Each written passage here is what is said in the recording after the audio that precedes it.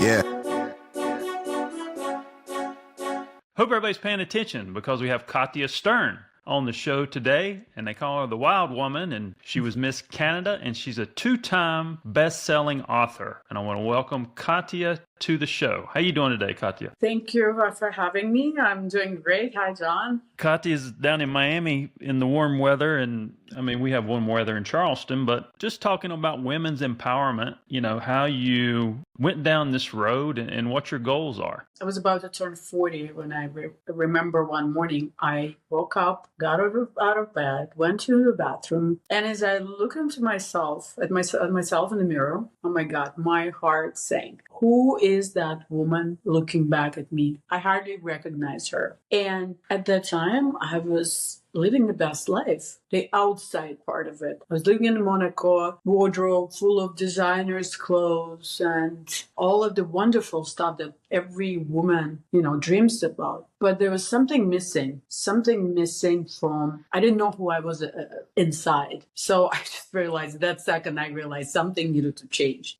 And I stopped, I left my law career. I started doing fun things that are for me. And I became myself again. So my goals now are to help other women who go through this same turmoil and it can happen at 40. Now I'm 50 and I'm kind of going through a similar process. So I help other women to, become themselves, to confidently show up in the boardroom, bedroom, and on the beach. That's my goal. The boardroom, bedroom, and the beach. Now, what are some of these when a female gets to these ages? I mean, what are some of the thought processes you have that could be a detriment to you? Yes, it's what am I doing? Why am I doing what I'm doing? Time is, where was I all the last 10 years? It's like you wake up and all of a sudden you don't even know who you are anymore. It feels like you were living somebody else's life that you didn't want for yourself when you were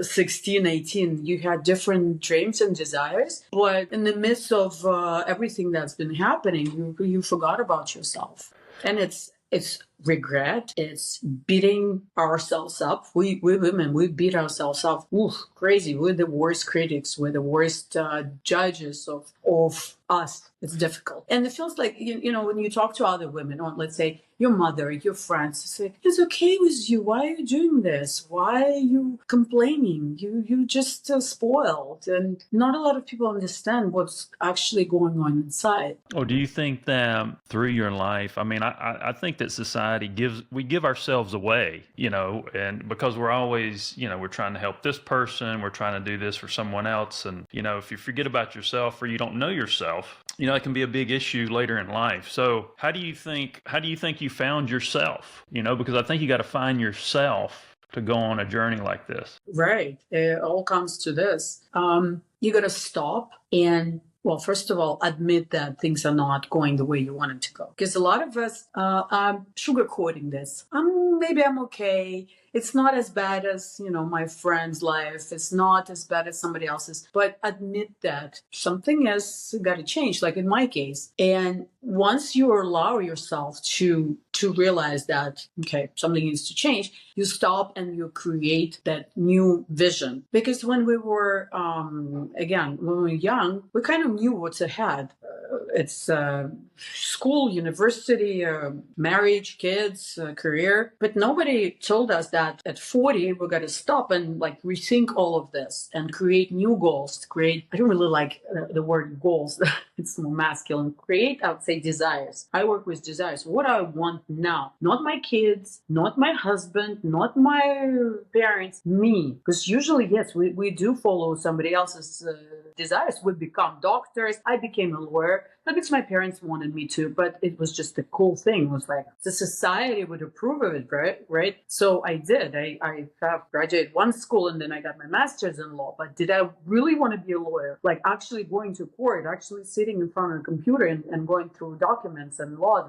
No, I like the pretty picture of me going to court and just like that part that you see in the movies. And it took me a while. That was hard to stop and admit that that's not what I wanted. When I realized that I wanted to be more feminine, more beautiful, use those skills, I'd say. And I always hated my body. I had a severe eating disorder. And even though everybody else looked at me as pretty, I never saw myself that. That's why I had all those, I had to go for all the degrees, always to prove myself as a smart one. And I allowed myself at 42 to become fitness bikini competitor out of nowhere. And then when I was standing on that stage thinking, what am I doing here? And then kind of, allow myself to be that. I can be both. I can be whatever I want. And that changed my whole life, that fitness competition. So if you're going through this process, and I know you said something about the bedroom, relationships, whatever. I mean, what is that? What does the relationship part look like? I feel like a lot of women, and that's also my story, a lot of women are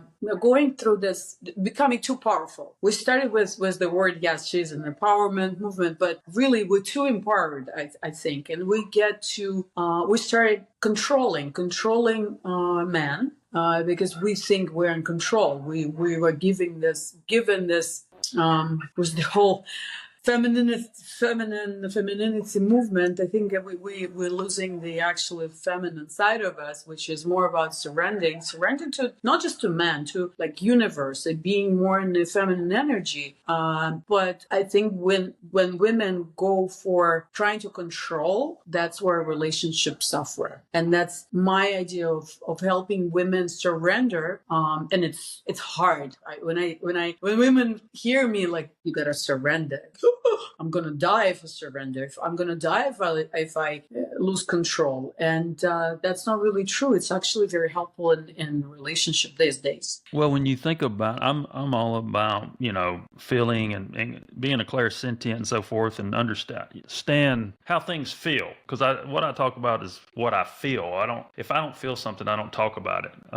So when you talk about the feminine and masculine energy, and, this is the truth. If you think about creation, feminine and masculine is supposed to be one, and in society has set up this system where it's got feminine and masculine going the opposite direction. And when you think about mess. Everything is a mess. That's not how, I don't want to say supposed to be, but it's at the end, based on the results, everybody's suffering, right? Yeah. Because you think that, I don't know, that ingrains like a revenge or I don't know, like, hey, I got to be better than this one. What do you think sets that up in society? I got to be better than this guy, and I'm a woman. I got to be better than him. What do you think puts people in that mindset? You got to be better than the man. Yeah. Because we were told for years, since I think since the 60s, 70s, we were told that we're equal. I don't believe in that. I don't think that's how it should be. We are different, and we all have our roles. And now when the roles are all mixed up, both sides, again, both men and women are suffering, especially in a relationship. But everything stems from a relationship. That's the quality of your life, right? The relationship, mm-hmm. Quality of your life. And if a woman is living in the feminine, you mentioned the feelings. She's starting to live in the head more in a masculine than in the body. A lot of women lost connection to their bodies, and that's what happened to me. That's why my breakthrough was through my body. First, I built my body, even though it was like a lot of muscles, which is masculine, but still I got connected to my body. I started loving it. I started accepting it, and then I started feeling. And now living in the feminine is actually making decisions through the body, through the feelings. Not through the head, through the logical masculine way. Well, do you think we can get back to what creation was supposed to be? We can definitely soften up a little bit. I don't know where it's going to go, but I think we need to, whoever I work with, starting with myself, is whoever is getting that feminine back is happier. So I always based on results. I don't like to, to have theories. I don't know. I honestly don't. Nobody does. But based on the cases of those people that I worked with, once they get into the feminine, feminine and lose control, give up control, they actually get more things done, more results, they become more productive. So it's counterintuitive, actually. Yeah, yeah. Well, that's been defined a couple of different ways, and I don't know what culture put some of these narratives out there. It's yin and yang. I don't really believe in.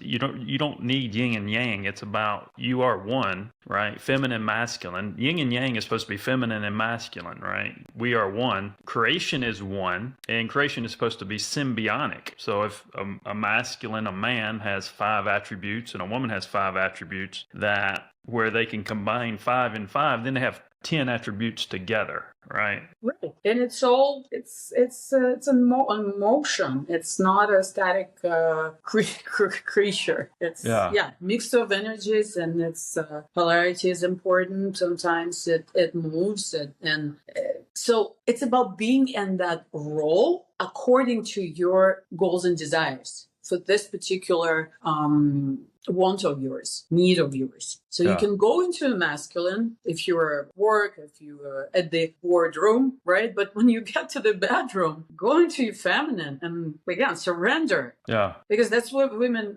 suffer, because they looking for that man who will, support them and presence, and that type of man who is in his masculine. He's looking for a woman who is feminine, right? Mm-hmm. So they're looking for that man, but then she's all in control, and she's obviously then she gets a man she doesn't want. Irresponsible, doesn't provide, doesn't give her that satisfaction that she's looking for. So this strong man. So it's really emotions, right? We're making decisions on emotions, and it's emotion.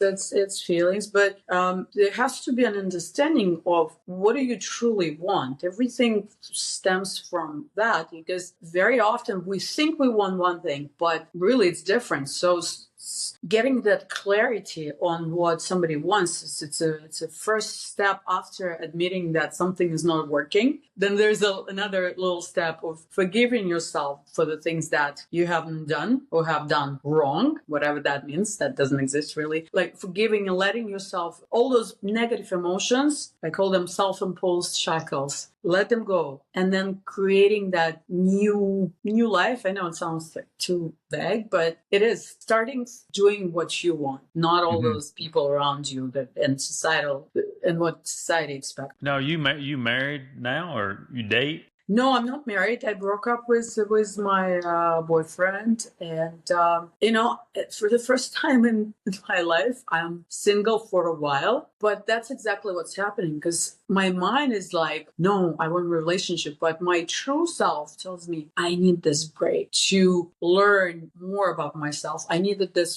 freedom in a way to make this makeover, to create a new me, time that I never really had before, because I was too busy. I was too busy overachieving. My daughter was a single mother, so it's a lot was in my head. I really never had the time to stop and think, at what's next, consciously writing down my desires, my wants and needs for me. And sometimes it's still in my head. Sometimes I think about, okay, I want this, and then who is this and me talking? Sometimes it's my mother, my father. Where am I in this picture? Hello. Yeah. Important to meet the me. Yeah, because it's interesting to try to figure out that dynamic. You have kids, you're here by yourself. I mean, what do you think that landscape looks like in this day's time for a 40, 50-year-old female? Landscape meaning the relationship landscape. Like what is your thought process? Do you really want a relationship, or you'd rather be by yourself and have some self-indulgence, self-empowerment? Is there approach? No. I love being in a relationship. No, No, even though I understand that where I'm at this moment that I needed it, but I do love being in a relationship. I love masculine energy. I love that energy exchange. That gives me a lot of again energy. Yeah. Yeah. Now we talked about emotions because I think there's two separate things. Like a lot of people make decisions on emotions that are not, and then Especially we can, women. that are not foundational. Is something, where you can connect and you kind of you feel like I don't know, you have this energy connection, a feeling, you feel different. Do you understand what that is, the difference between just an emotional knee-jerk decision compared to meeting someone where there's an energy connection? Because you're talking about energy a lot. There has to be this connection, chemistry, however you want to call it, of course. But then use it, and that's very, I'd say emotions is a feminine side, but we can use both. We can use the man's logical side as well, and having those qualities and what we're looking in men really helps. So we can use both, abundance. Why choose? And having those emotions, which is good. Okay, I connected on the emotional level, but still having that focus on, is that what you're really looking for? Because emotions are very overpowering, and then you wake up and you're like person who's really not what you were looking for. I call it third person. Okay.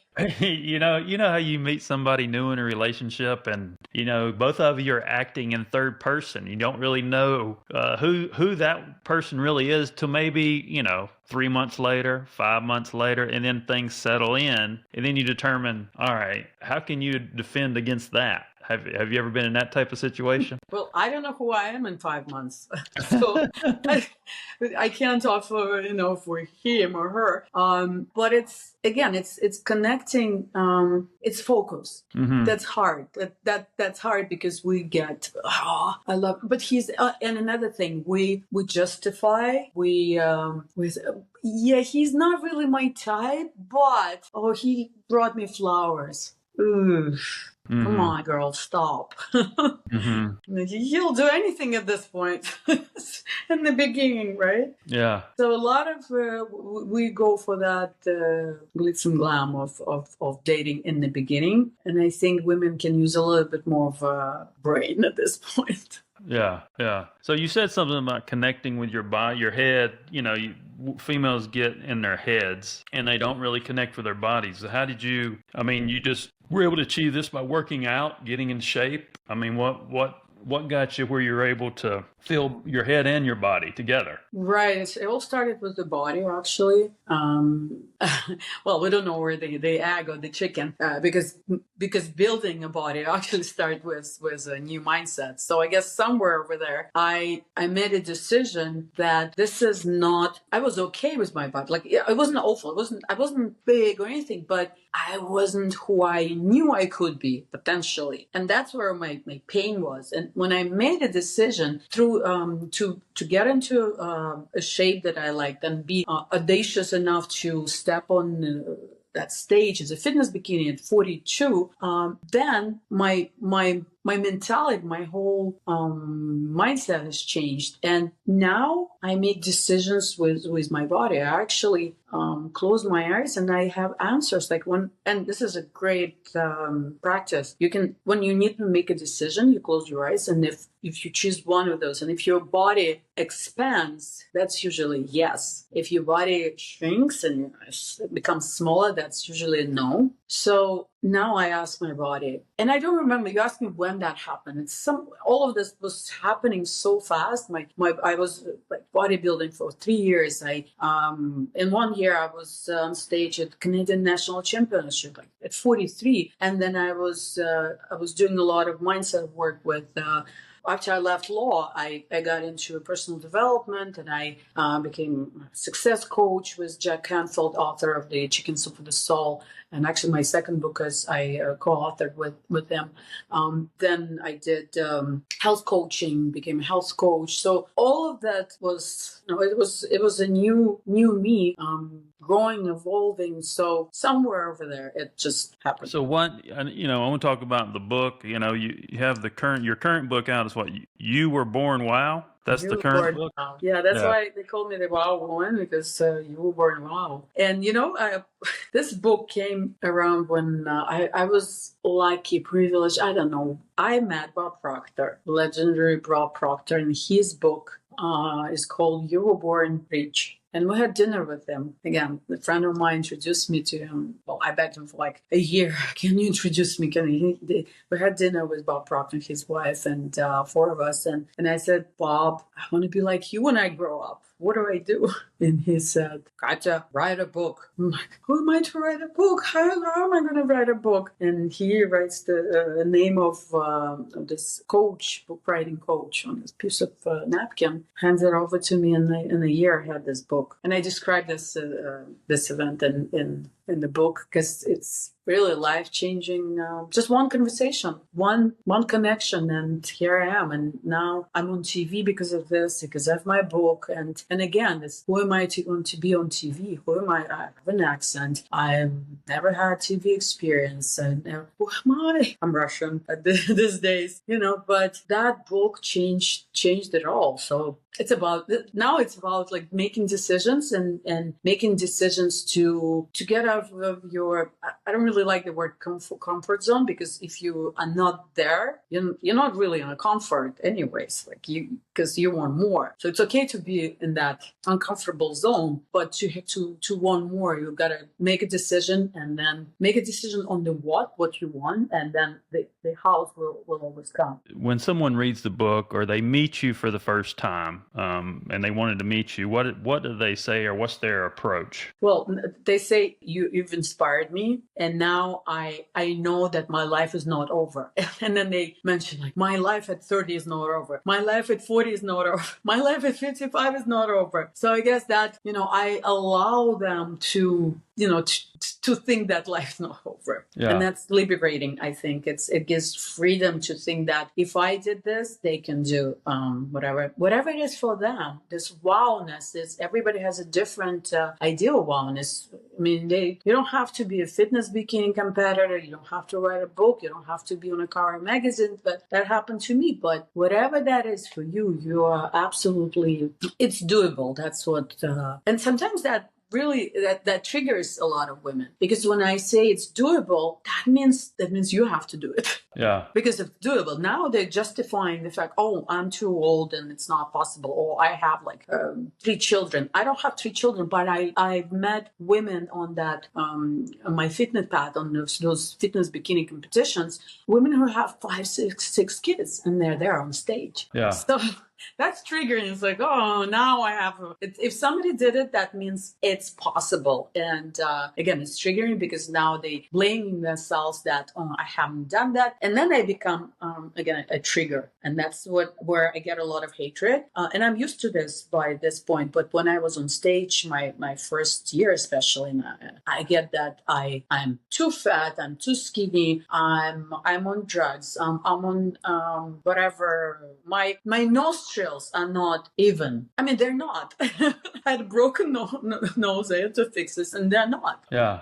But you gotta, if you're doing something you want in life, you're always gonna get this. I'm sure you have people that don't particularly love you. That's great. Yeah. You gotta learn how to deal with that. Well, what I tell people, you know what the best thing about life is? What is it? Life.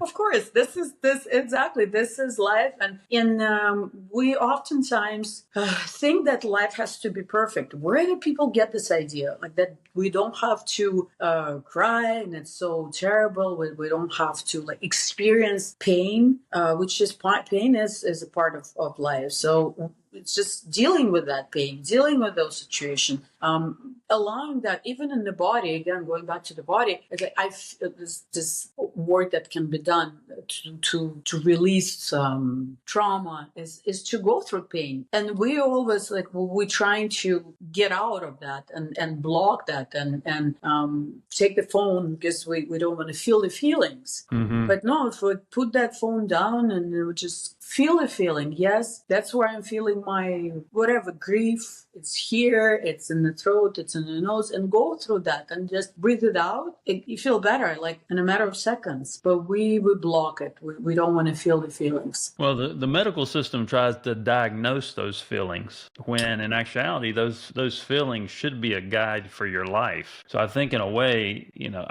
we approach that the wrong way from a Western medicine standpoint, because those feelings were set up in the human body for a reason. Absolutely. Don't start me on the Western medicine. Yeah. Because it's not helpful, but it's damaging. Yeah, yeah. My daughter's friends are on like at 18. I remember my daughter's friend says she's on some medications for this, for that, for her moods. Ooh. Yeah, yeah. Any parents out there that have kids under 20, you better rough them up a little bit, because everything is not as pretty as social media makes it look. Right. I think that creates apprehension. Accept reality as is. It's not supposed to be all flowers. Yeah. So you're from Russia, and where are your parents at today? My mom is in Canada, in Miami. She comes and goes. My father passed away 20 years ago exactly. Yeah. Gotcha. And so you and your daughter in Miami and Canada back and forth. Does your daughter go back and forth with you, or? No, she's in Canada most of the time. She's 20. She's an adult. She's doing all wonderful things. I think I taught her, because last month she told me, "Mom, I want to do a women's event for my age." And I asked her, "When do you want to plan it for?" It's like, 10 days. Was that possible? It's like, so that generation is they're living an easier life, and I love that. Or at least I taught her that. Yeah. Not, overcomplicate, just actions, and she's doing it. She's like my best case. And my mom is also my best case in terms of health coaching, because she's in my protocol. And she did it. She did an event for 200 people showed up. And it was, and then she created her own society for women of her age that would support women. She called, again, that was my creation, Sass in Class, because I think that's what younger girls need a little bit more of, is more class. Mm-hmm. So I'm proud of her, and she's a ballroom dancer professional. She used to compete, and she's doing a lot of great stuff. Really proud of her. Interesting. The ballroom dancing, that's a task in itself. Actually, discipline. I actually did a TV show, developed a TV show about ballroom dancing. Was an element of the show, and we worked with a lot of professionals, and the training they go through is pretty intense. Yes, that's like 8 years of my life training. Wow. Well, before we get off here, what's the next couple years look like for you? I don't know. I don't know, because I've kind of this 10-year cycle period, 10 years past 40 to 50. I just turned 50. And exactly what I was talking about, I'm now figuring out what my next 10 years is going to look like, because everything else is more or less accomplished. So the daughter is a wow daughter. My main business is just real estate investing is all right. I'm doing coaching. I wanted to do TV. I got on TV. I'm now creating a jewelry line. Cool. Nice. Lab-grown diamonds, because I think that's the future. So been researching, doing some jewelry pieces. So more about creativity, I should say, because I was more in my masculine, it was more about doing, achieving. Now, to answer your question, actually, yes, I have an answer. It's being present, being, you see, in the beginning, I started answering like I used to, like a man, like that high achiever. What's in the doing? That was my answer. And then I switched into my feminine. I want to be in the being. I want to be having more pleasures. I want to be in the present and just generally have more ease, more fun, and more joy. Cool. Well, if I'm in Miami again, I'll look you up. How long are you going to be in Miami for the winter? A couple of months. Oh, okay. Cool. Yeah, please. That's a lot better in Canada, I could imagine. Oh, don't start me with Canada.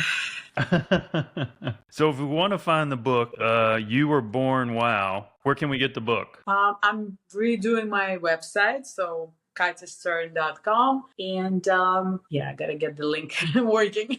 I'm not perfect. Or Amazon. It's a bestseller on Amazon. Oh, okay, cool. Well, I appreciate you coming on the show, and hopefully Thank the you. women out there that listen, can learn something from this, hopefully. Men can, because it's similar, and men want to hear different side of us. Well, I think it's communication, right? I think how people communicate is not as elaborate as it may have been years and years ago. So I think we got to get back to communication, because I see a lot of people that will have a conversation and be arguing about something. They'll be arguing about something, but one person's thinking one thing, another person's thinking the other thing, and they think they're arguing about the same thing when they're not. Absolutely, we need to listen more and hear. Actually, this has been the Wild Woman, Katia Stern, and I am John Edmonds Kozma, the CEO of Bang Productions. Thank you. Thank you, John.